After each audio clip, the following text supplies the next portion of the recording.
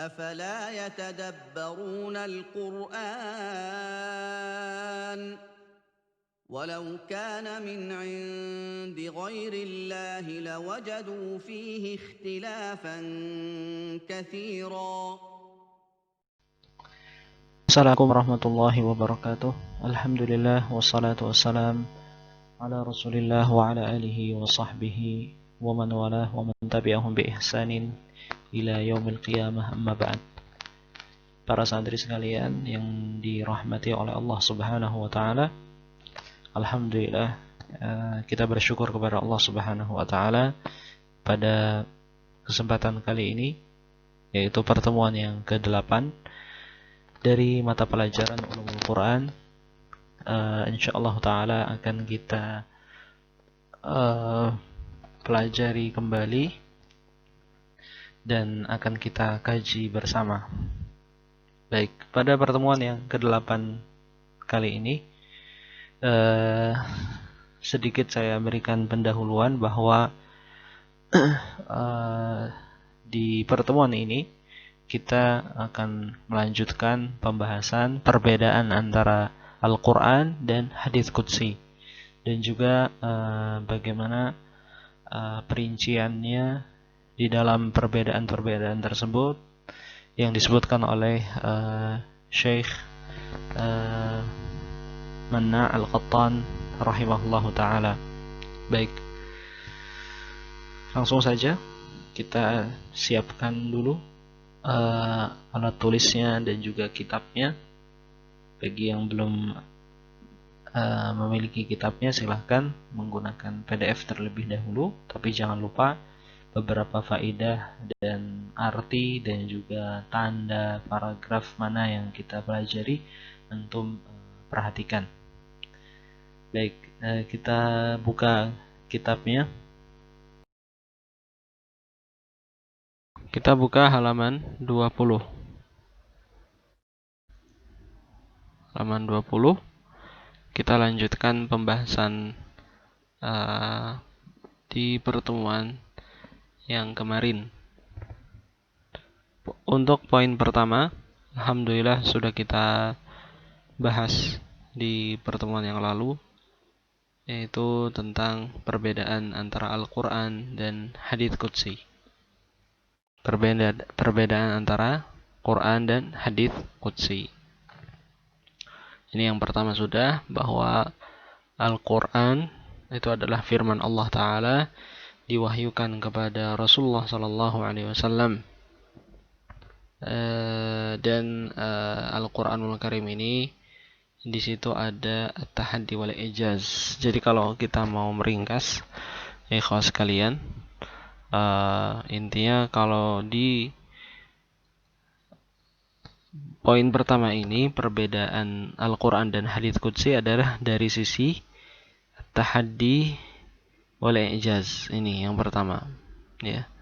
Jadi kita simpelkan saja nomor 1, at-tahaddi wal ijaz, yang berkaitan dengan at-tahaddi wal ijaz.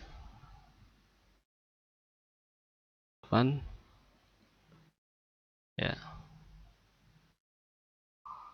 Nomor 1 kita tulis ini dari sisi at-tahaddi wal ijaz.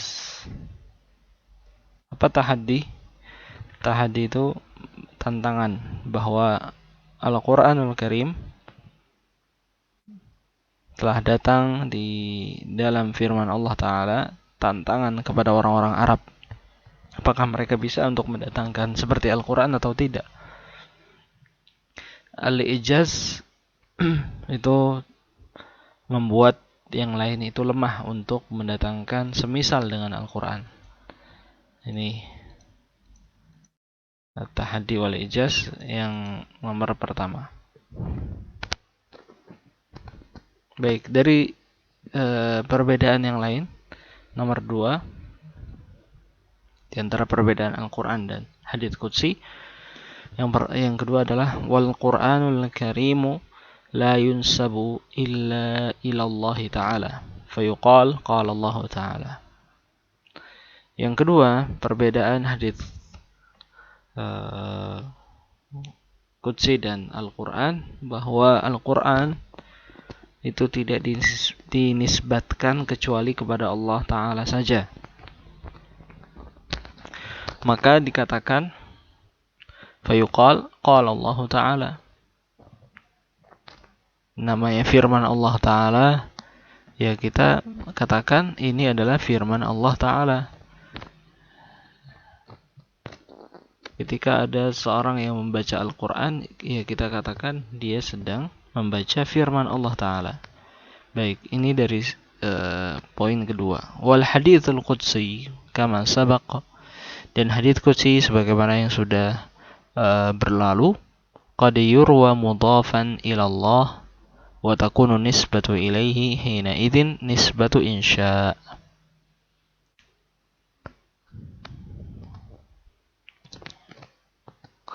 Hadits qudsi terkadang diriwayatkan dan diidhofahkan. Apa mudhafan? Diidhofahkan, dinisbatkan kepada Allah Ta'ala. Wa takunu nisbatu ilaihi hina idzin nisbatu insya. Dan penisbatan pada saat itu dinamakan penisbatan insya. Maksudnya insya di sini bermula dari Allah Ta'ala. Baik, di sini saya akan coba lebih memahamkan kepada antum semua bahwa tadi kan kita bahas apa? Bahwa Al-Quranul Karim, ini perhatikan ya, poin nomor 2, Al-Quranul Karim itu tidak dinisbatkan kecuali kepada Allah Ta'ala. Maka dikatakan qala Allah Ta'ala. Ya kan? Ini Al-Quranul Karim.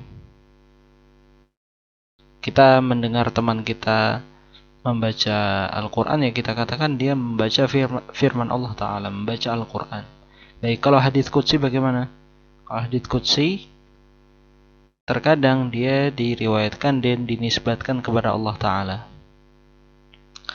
Jadi contoh misalkan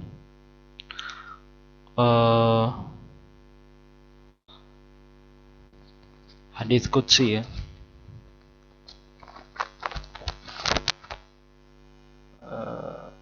al-hadits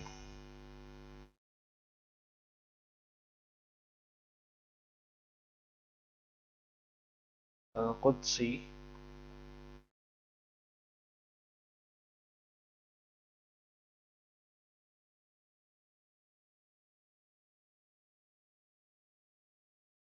ini, terkadang hadis qudsi itu diriwayatkan dan dinisbatkan kepada Allah Ta'ala.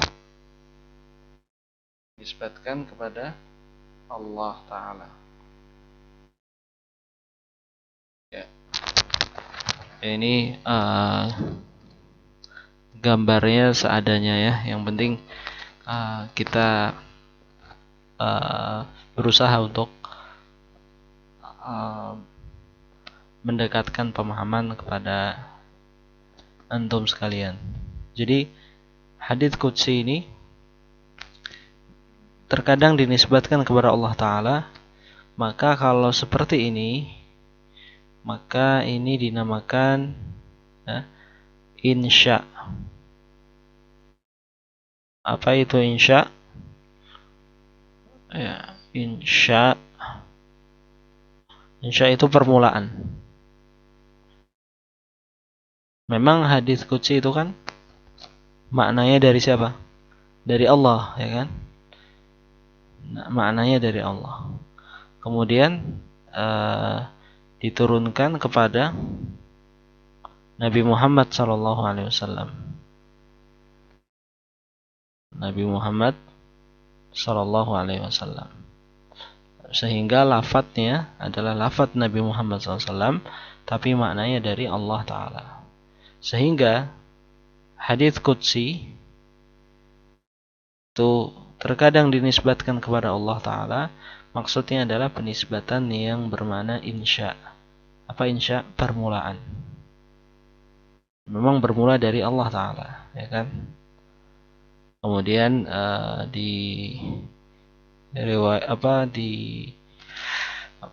disampaikan kepada Rasulullah SAW, kemudian Rasulullah SAW menyampaikannya dengan lafaz beliau. Ini hadits qudsi. Baik,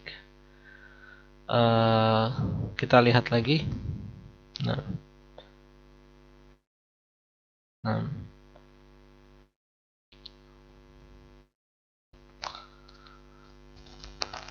Qad yurwa wa qad yurwa ini.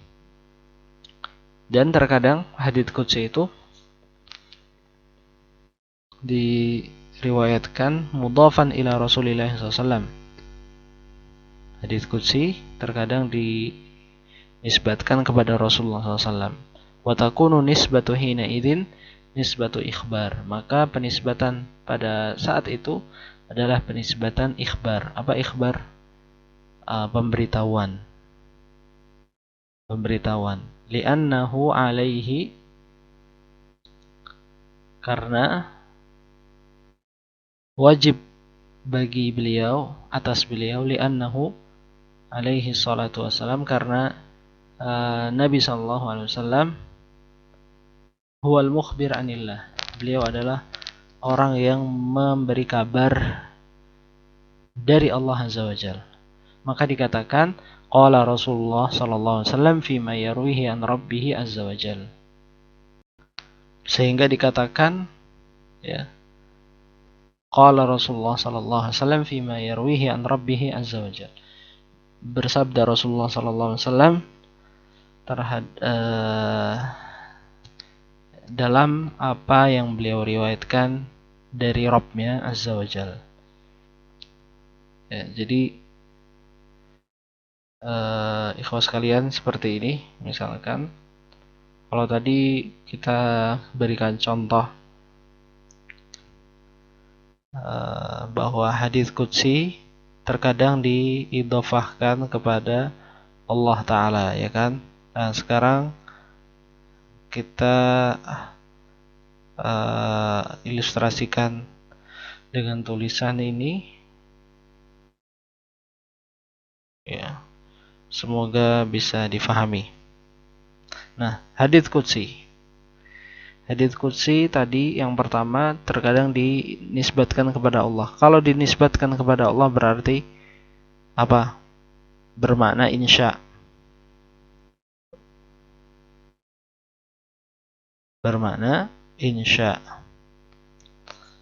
Tapi kalau dinisbatkan kepada Rasul sallallahu alaihi wasallam, maka bermakna ikhbar.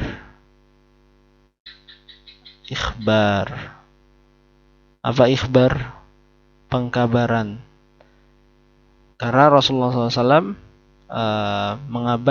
tugasnya mengabarkan kepada manusia informasi dari Allah Ta'ala. Maka kalau dinisbatkan kepada Allah bermakna insya. Apa insya? Bermula, berasal, ya. Tapi kalau dinisbatkan kepada Rasul sallallahu alaihi wasallam bermakna ikhbar.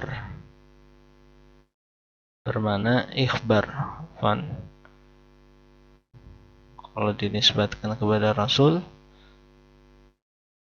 bermakna ikhbar.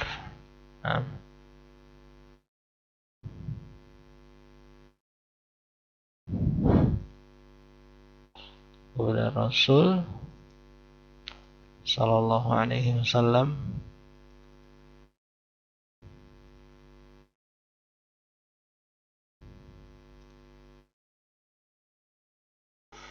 maka bermakna ikhbar, ya. Bermakna ikhbar. Afwan, kita ganti dulu. Sehingga bermakna ikhbar.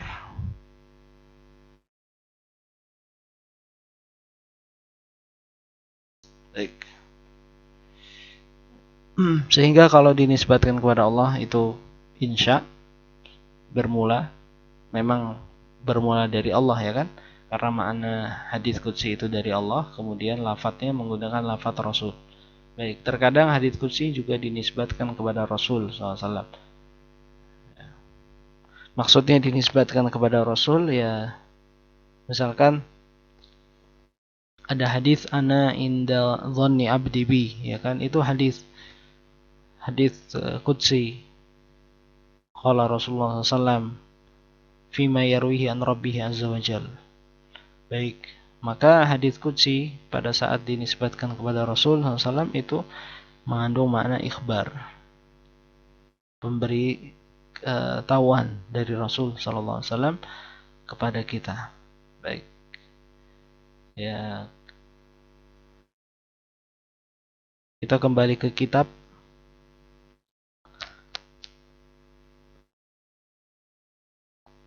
Nah, karena Rasulullah SAW li'annahu alaihi salatu wassalam, karena Nabi SAW itu mukhbir bihi anillah, pemberi info dari Allah Ta'ala.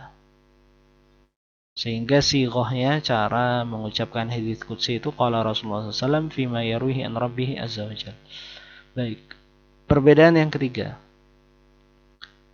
antara Al-Quran dan hadits qudsi. Wal Qur'anul Karim jami'uhu manqulun bit tawatur. Apa tawatur?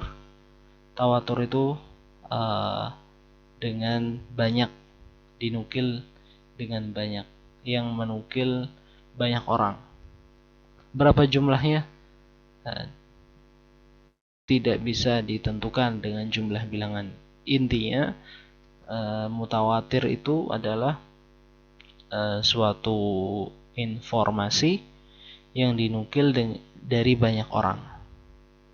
Datang kepada antum seluruh warga Pilangsari misalkan, memberikan informasi bahwa telah terjadi misalkan pembagian sembako gratis. Itu banyak yang membawa info seperti itu, dan orang-orangnya terpercaya, tidak mungkin ada kedustaan di antara mereka. Maka itu bermakna tawatur, banyak ya. Maka Al-Qur'anul Karim semuanya itu dinukil dengan tawatur, banyak yang meriwayatkan, ya kan? Di antara para sahabat saja yang hafal Al-Qur'an banyak. Nanti akan kita bahas insyaallah taala kalau memang cukup waktunya. Maka Al-Qur'anul Karim ketika dinukil itu oleh banyak orang, fahuwa qat'i'u tsubut, maka dia tsubut, apa tsubut? Kepastiannya itu, ketetapannya itu, kebenarannya itu qat'iyun, benar, pasti ya. Semua orang warga pondok pesantren Al-Madinah memberikan informasi kepada antum ya, semuanya datang ke rumah antum misalkan, seluruh civitas pondok pesantren memberikan info bahwa besok adalah hari Jumat misalkan, maka itu informasi mutawatir ya, banyak yang menukil, banyak yang meriwayatkan, maka dia qat'iyut tsubut, kebenarannya itu pasti ya, nggak mungkin ada kedustaan atau kekeliruan. Baik, ini Al-Quran ya kan. Wal ahaditsul qudsiyah, adapun hadits-hadits qudsi, aktsaruha akhbaru ahad, kebanyakannya adalah akhbar ahad. Apa itu akhbar? Kabar atau hadits tapi bentuknya ahad. Apa itu ahad? Yang meriwayatkan sedikit, satu ya, dua, ahad. Berbeda dengan mutawatir, tawatur. Kalau mutawatir banyak kan yang memberikan informasi kepada kita, orang-orangnya juga terpercaya. Terus di setiap generasi yang menukil itu banyak, maka itu juga termasuk mutawatir. Berbeda dengan ahad. Kalau ahad yang membawa info itu sedikit orang, maka kalau infonya adalah info ahad, fahiya dhaniyatu tsubut, maka ketetapannya itu masih praduga, bukan dipastikan, bukan, hanya praduga saja, dugaan. Waqad yakunul haditsul qudsi sahihan, terkadang hadits qudsi itu sahih, terkadang hadits qudsi hasan, terkadang dhaif. Tapi kalau Al-Qur'an sudah qat'i. Apa qat'i? Pasti sahihnya, pasti benarnya, ya kan? Apakah ada dari kalangan orang yang beriman ragu terhadap isi Al-Qur'an? Ya, saya kira tidak ada. Tidak ada. Tapi kalau hadits qudsi, ya memang karena dia dhanniyatu tsubut, kepastiannya itu bukan suatu hal yang pasti, maka ada hadits qudsi yang sahih, ada yang hasan, ada yang dhaif. Perbedaan yang keempat, wal Qur'anul Karim min indillahi lafdhan wa ma'na. Al-Qur'anul Karim itu dari sisi Allah, dari Allah Ta'ala secara lafaz dan makna. Jadi lafaz dan makna Al-Qur'an itu dari Allah Ta'ala. Fahuwa wahyun bil lafzi wal ma'na. Maka Al-Qur'an itu adalah sebuah wahyu ya, dengan lafaz dan makna dari Allah Ta'ala. Baik, hadits qudsi bagaimana? Hadits qudsi maknahu min indillah, maknanya itu dari Allah, wa lafdhuhu min indi Rasul sallallahu alaihi wasallam. Tapi lafadznya itu lafadz dari Rasulullah sallallahu alaihi wasallam ala sahih, berdasarkan pendapat yang benar. Fahuwa, maka hadits qudsi, huwa ini kembali ke hadits qudsi, wahyun bil makna dunla lafzi. Maka hadits qudsi itu adalah sebuah wahyu dengan makna. Apa makna? Boleh meriwayatkan dengan makna. Ya secara makna memang itu wahyu dari Allah, tapi lafadznya bukan lafadz Allah, itu lafadz dari Rasul sallallahu alaihi wasallam. Walidha, oleh karena itu boleh meriwayatkan hadits qudsi, tajuzu riwayatuhu bil makna, dengan makna, inda jumhuril muhaddisin, pada keumuman orang-orang ahli hadis. Jadi para pakar ahli hadis, mayoritas ahli hadis membolehkan untuk meriwayatkan hadits qudsi dengan makna. Maksudnya bagaimana dengan makna? Ya, lafadznya nggak mesti pas, nggak mesti mirip, nggak mesti tepat dengan lafadznya Rasul sallallahu alaihi wasallam, tidak. Tapi kalau makna sama, ya, hampir sama, maka ini tidak mengapa kita meriwayatkan hadis dengan makna.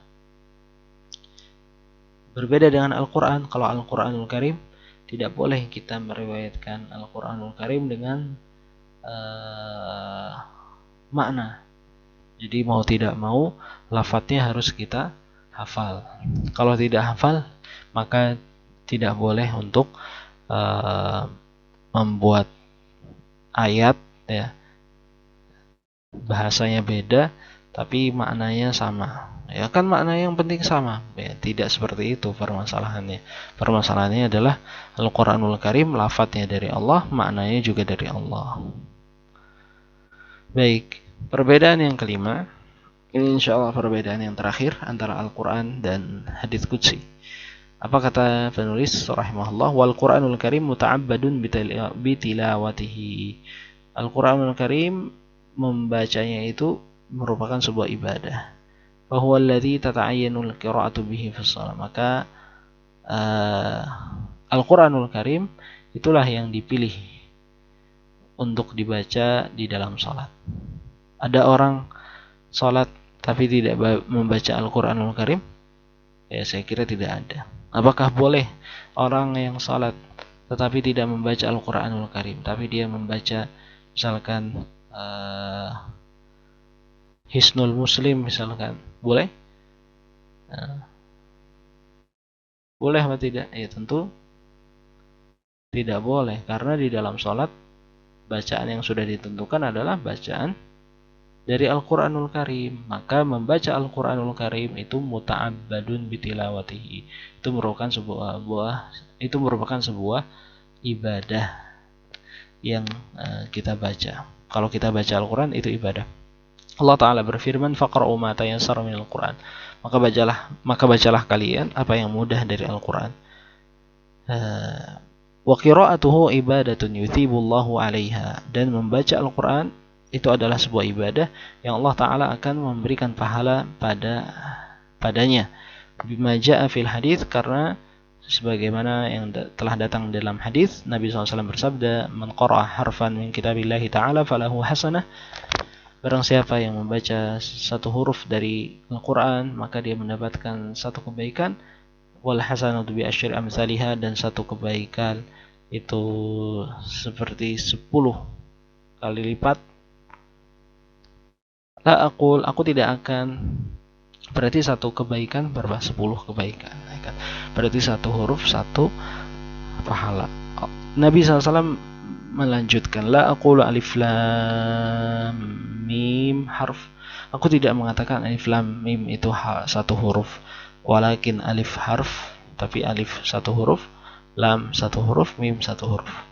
Berarti kalau satu huruf ada 10 pahala, berapakah pahala yang ada di 3 huruf ini? Subhanallah, betapa banyaknya pahala yang seseorang dapatkan jika dia membaca Al-Quran terus menerus ya, dan ikhlas. Baik. Wal hadithul qudsi la yuji'u fi shalah. Kalau hadits qudsi tidak bisa tidak sah untuk dibaca di dalam salat. Wa yuthibullahu ala qiraatihi thawaban aman. Baik. Dan Allah Ta'ala akan memberikan orang yang membaca hadits qudsi pahala secara umum. Pahala secara umum. Fala yastuq fihi thawabul ladzi warada dzikruhu fil hadits ala qiraatil Qur'an. Maka tidak dibenarkan pahala yang telah disebutkan penyebutannya di dalam hadis keutamaan membaca Al-Quran, berapa? Satu huruf 10 pahala, itu tidak dibenarkan untuk kita terapkan pada hadis qudsi, karena hadis qudsi itu membacanya tidak bernilai ibadah, kecuali dia bernilai ibadah secara umum. Maksudnya secara umum bagaimana? Ya, seorang santri belajar hadis, misalkan hadis qudsi dia baca dalam rangka thalabul ilm, dalam rangka menghafal dan lain sebagainya, maka itu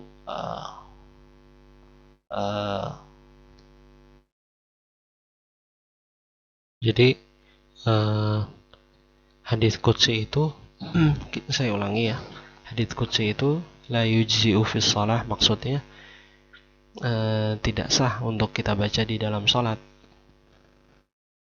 Nah, wa yuthibullahu ala qiraatihi thawaban aman, dan Allah Ta'ala akan memberikan pahala terhadap bacaan kita terhadap untuk hadits qudsi ya. Maksudnya kalau kita baca hadits qudsi secara umum, kita dapat pahala secara umum. Secara umum maksudnya ya, kalau ada seorang membaca hadits qudsi dalam rangka thalabul ilmi, dalam rangka murajaah hadis, untuk belajar, untuk ibadah, maka dia dapat pahala dari situ ya. Tapi kalau satu huruf di hadits qudsi berpahala 10 pahala, ini tidak dibenarkan. Fala yasduq fihi thawab, maka tidak dibenarkan. Di situ ada pahala alladzi warada dzikruhu fil hadits ala qiraatil Quran. Di dalam membaca hadits qudsi, di situ ada pahala yang telah disebutkan pahalanya di hadits di dalam keutamaan membaca Al-Qur'anul Karim. Bikulli harfin asyur hasanat. Jadi satu hurufnya 10 kebaikan. Ini tidak terjadi pada hadits qudsi, hanya saja Hadits qudsi itu kalau kita baca dapat pahala secara umum. Secara umum maksudnya ya, kita baca hadits qudsi dalam rangka belajar, dalam rangka talabul ilm, insyaallah taala kita dapat pahala di situ. Tapi kalau hadits qudsi satu hurufnya bernilai 10 pahala, ini tidak ada dasarnya dan tidak ada dalilnya, dan tidak ada keterangan akan hal tersebut dari syariat Islam. Baik, ikhwas sekalian, insyaallah kita cukupkan sampai di sini dulu perjumpaan kita pada kali ini. Wallahu taala a'lam. Insyaallah sampai di sini dulu pertemuan kita pada kali ini. Kurang lebihnya mohon maaf. Wallahu taala a'lam. Subhanakallahumma wa bihamdika asyhadu an la ilaha illa anta astaghfiruka wa atubu ilaik. Assalamualaikum warahmatullahi wabarakatuh.